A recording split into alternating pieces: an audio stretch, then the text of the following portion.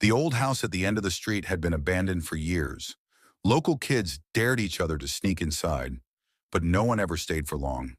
Tonight, Mia and Ben decided to break the rule. They stepped into the dusty, creaking hallway, flashlights flickering as they moved deeper into the house.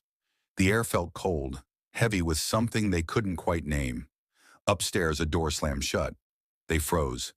"Did you hear that?" Mia whispered. Ben nodded, his face pale. "We need to go." They turned to leave, but the staircase they had come down was now blocked by a figure, a man standing at the top. He wore a tattered suit, his face obscured by long, matted hair. Ben grabbed Mia's wrist. "Run!" he shouted.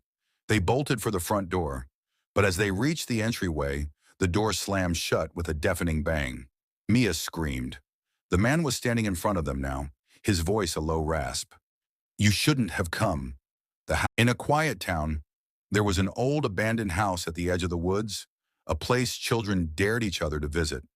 For years it had remained untouched, until one chilly evening, a curious soul named Mark decided to explore it alone. The house creaked as he stepped inside. The air was thick. The smell of dust and mildew clung to the walls. He made his way up to the second floor, where a hallway stretched into darkness. The floorboards groaned under his weight as he passed an open door.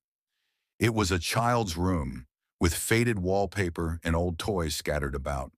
In the corner, there was an old rocking chair, swaying gently. Mark's heart raced. He didn't touch the chair, but it moved again, faster this time, creaking louder. The sound echoed through the room. Suddenly, a faint whisper, barely audible, came from behind him. "Play with me." Mark turned, but no one was there. The door slammed shut, plunging. The Silent Visitor. It was a cold November night, and Sarah was alone in her apartment, curled up on the couch with a book. The wind howled outside and rain battered the windows. Her roommates had gone home for the weekend, leaving her to enjoy the peace. But the silence soon began to feel unsettling, like something was off, though she couldn't place what. The clock ticked loudly, every second seeming to stretch longer than the last.